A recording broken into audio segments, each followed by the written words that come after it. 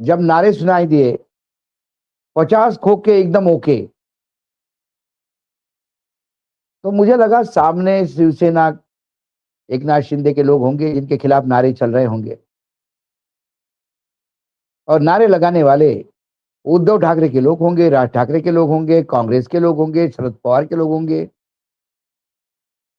लेकिन आंखें खुली रह गई जब एकनाथ शिंदे के लोगों के खिलाफ ये नारे भाजपा के लोग लगा रहे थे। क्या जुतम पहचान चल रही है एनडीए गठबंधन में। ये मामला है मुंबई का वार्ड नंबर 173 का। इसमें हुआ यूं कि ये वार्ड जो है वो एकनाथ शिंदे के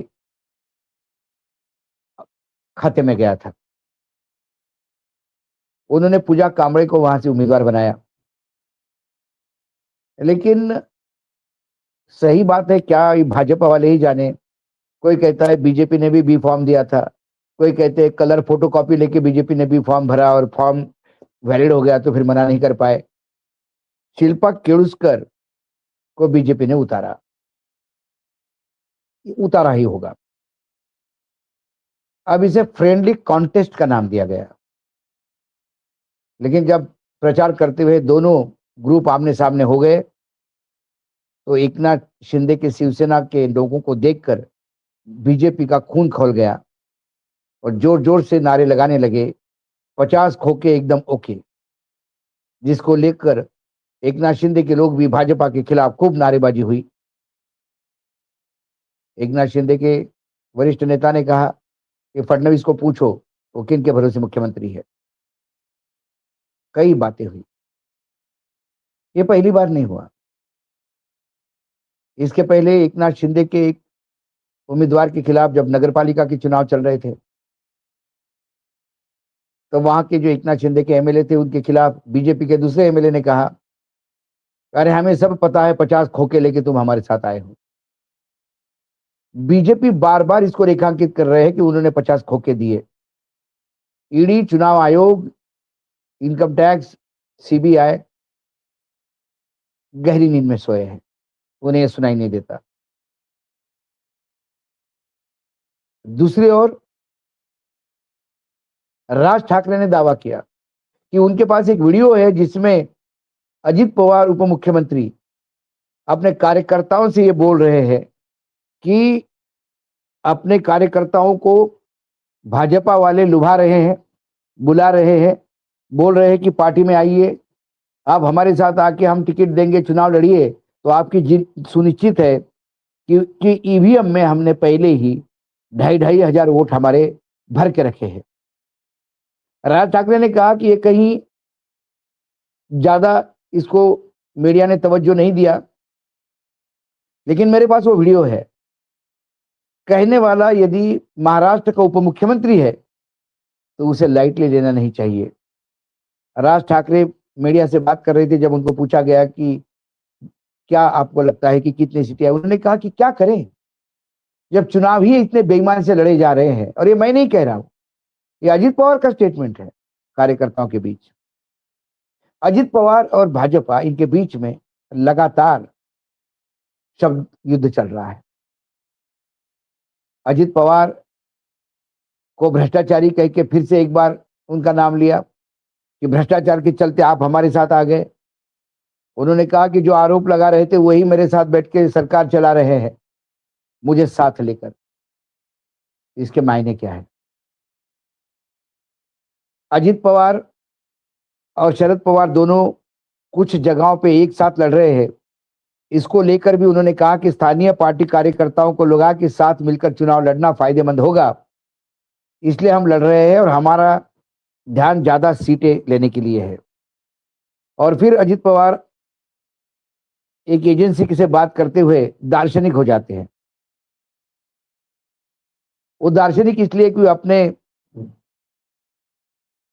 साक्षात्कार में कहते हैं कि राजनीतिक में, वर्तमान में राजनीति में वैचारिक प्रतिबद्धता में लगातार गिरावट आ रही है, इसकी चिंता है उन्हें।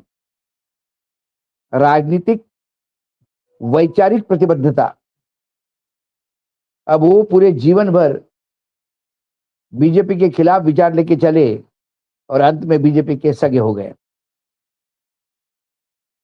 उनको शायद अपने बारे में चिंता है।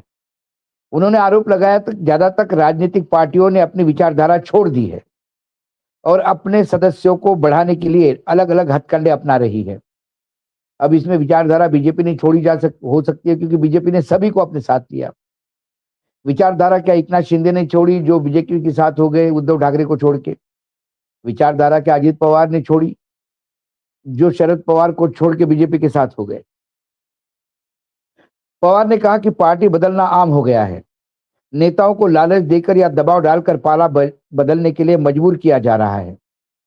तो फिर अजित पवार स्वयं बताएं कि उन्होंने किस बात पे पाला बदला, लालच पे बदला या दबाव में आके बदला? उन्हें पुणे पिंपरी चिंचवड़ में स्थानीय बीजेपी नेतृत्व पर हमला जारी रखा। पवार ने कहा हाल ही में राजनीतिक पार्टियों ने लगभग अपनी विचारधाराएं छोड़ दी, नेता कहीं भी जा रहे हैं और जो मन में आ रहा है वो कर रहे हैं। उन्होंने आरोप लगाया कि कुछ नेताओं को लालच देकर पाला बदला जा रहा है, किसके खिलाफ लंबी जांच को सामने लाकर दबाव डाला जा रहा है। ये भरोसा दिलाया जा रहा है कि पार्टी बदलने के बाद जांच एजेंसियों को नियंत्रित किया जाएगा। ये शायद सब उनके साथ हुआ होगा, वही बात वो दिल से आज पब्लिकली कह रहे हैं। एनसीपी के प्रमुख पवार ने कहा कि राजनीति में खुलेआम पैसा और बाहुबल का इस्तेमाल किया जा रहा है। पार्टी नेताओं और कार्यकर्ताओं को बार बार पाला बदलने के सवाल पर पवार ने कहा जिनके पास पैसा और बाहुबल है वे इसका इस्तेमाल कर रहे हैं। जो लोग सोचते हैं कि जाति के मुद्दे को उछालकर वोट हासिल किया जा सकता है वे उस रणनीति को अपना रहे हैं। पवार ने कहा कि किसी उम्मीदवार का आकलन उसकी चुनावी काबिलियत के आधार पर किया जा रहा है, ना कि इस आधार पर कि उसने एक नेता के तौर पर क्या काम किया। उन्होंने कहा कि नया ट्रेंड सामने आया जहां उम्मीदवारों की लोकप्रियता मापने के लिए सर्वे का इस्तेमाल किया जा रहा है। आने वाले नगर निगम चुनाव से पहले उन्होंने कहा कि सर्वे का इस्तेमाल ये चेक करने के लिए किया जा रहा है कि किसी खास इलाके में सबसे लोकप्रिय उम्मीदवार कौन है। अगर वो व्यक्ति विरोधी पार्टी का है तो उसमें उसे पार्टी में लाने की कोशिश की जा सकती है। पवार ने महाराष्ट्र में पहले मुख्यमंत्री यशवंतराव चव्हाण की राजनीति की तारीफ की और कहा कि वे विरोधी पार्टी के नेताओं को भी बराबर सम्मान देते थे। वे फंड बांटते समय ये नहीं सोचते थे कि वो व्यक्ति विरोधी पार्टी का है या नहीं। हालांकि पिछले कुछ वर्षों में बदले की राजनीति आ गई है, ऐसा नहीं होना चाहिए। बताइए, 100 चूहे खा के बिल्ली हज को जा रही है। ये वही व्यक्ति है जिसने अपने भाषण में कहा कि यदि यहां हमारी पार्टी चुनाव हारती है तो मैं आपको फंड नहीं दूंगा क्योंकि मैं वित्त मंत्री हूं। तब उसका जवाब बीजेपी के चंद्रकांत दादा पाटिल ने दिया ये बोल के कि तिजोरी किसी के भी पास हो, तिजोरी की चाबी हमारे पास है और हम ऐसा होने नहीं देंगे। जो आदमी ये खुद धमकी दे रहा हो, जिसके ऊपर बार बार उद्धव ठाकरे के सरकार में भी जिस पे आरोप थे कि वो सिर्फ अपने लोगों को फंड देता है, तो उसके बाद जब 2.5 साल के लिए मुख्यमंत्री बने एकनाथ शिंदे, तब भी उन पे आरोप था कि वित्त मंत्री अजित पवार अपने अपने लोगों को बांटते हैं और दूसरों को डांटते हैं। और जब तीसरी बार वित्त मंत्री बने देवेंद्र फडणवीस के साथ, तो देवेंद्र फडणवीस जी को सारी फाइलें अपने थ्रू मूव करवानी पड़ी, सिर्फ यही देखने के लिए कि जो पहले खेल दादा करते थे वो अब ना हो। और दादा अब इस बात को लेकर चिंतित है कि बदले की भावना से किया जा रहा है।